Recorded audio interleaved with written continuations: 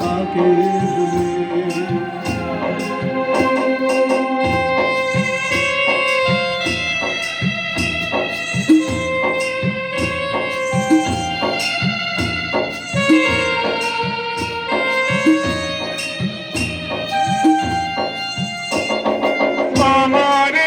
হলো পরশমণি, সবই যে শোনা হয় ছুঁই যখনই, দূর থেকে যত দূরে যাই না চলে, সোনার শকুন্তলা তোকে পেতাম আমি।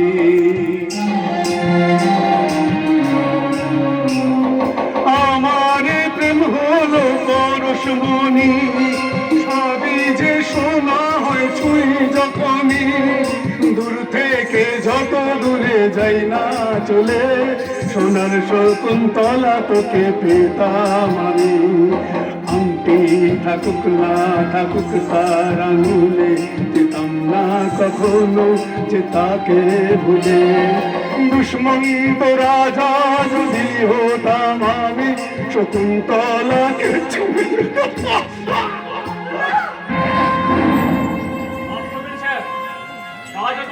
পার্টনারের চোখে জল দেখলে যে সোসাইটির মানুষরা হাসবে। রফিক, তোকে না কতবার বলেছি আমাকে আপনি আজকে কোনো কথা বলবি না। যাকে ছাড়ো সব কথা, তোকে যে কাজে পাঠিয়েছিলাম তার কি হলো বল। জানিস, তুই তো জানিস 1 মাস আগে ধার শোধ করার জন্য সন্দীপ বাবু যে 5 লাখ টাকা চেক দিয়েছিলেন, সেটা আমরা পরের দিনই ব্যাংকে জমা করে দিয়েছিলাম। কিন্তু দাদার অজান্তে আমি ব্যাংক থেকে কিছু টাকা সরিয়ে দিয়েছিলাম, তাই চেকটা ডিসঅনার হয়ে আপনাদের কাছেই ফিরে এসেছিল। সেই ফেরত চেক আর চুক্তিপত্র নিয়ে পরের দিন রফিক সন্দীপের বিরুদ্ধে আদালতে মানহানির মামলা করেছিল। আদালত থেকে 15 দিনের মধ্যে ওই সন্দীপ বোসকে সশরীরে হাজির করার জন্য সমন জারি করা হয়েছিল। কিন্তু সমনটা সন্দীপের হাতে পড়েনি। মাঝপথে আদালতের পেয়াদাকে জলপানি খাইয়ে ওটাকে আমি হাফিস করে দিয়েছি। কিন্তু আগামীকাল আবার আদালতে আমাদের মামলার তারিখ করেছে।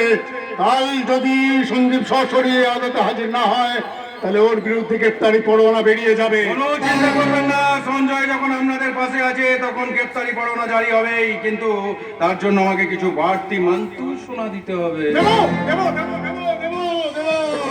দেবো সঞ্জয় দেবো। আপনি যদি আপনার দাদা এই সন্দীপ বোসকে জেলে ভরতে পারেন, আমি কাগজের নোট দিয়ে আপনার পকেটটা ভরে দেবো। শুধু জেলে বললে হবে না, দিনার দায়ে আমাদের কারখানাটাকে ডিগ্রি করে নিতে হবে। তারপর আপনি আর আমি দুজনে মিলে আধা আধি শেয়ারে কারখানাটা চালাবো। মান্তু সোনা,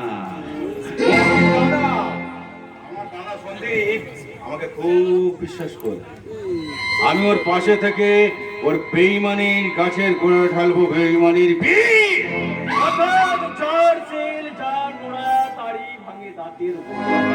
কিন্তু এ ব্যাপারে আমরা আপনাকে পুরোপুরি বিশ্বাস করতে পারি তো? অবশ্যই পারেন।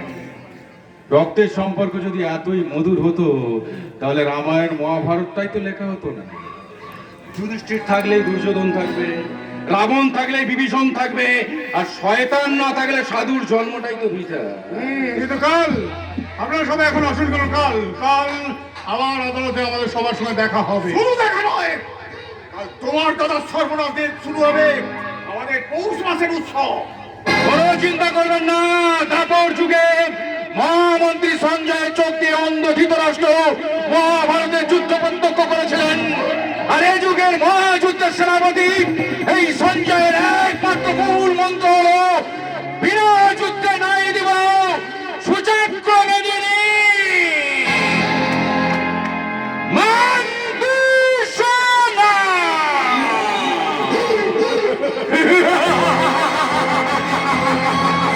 Ha ha ha ha!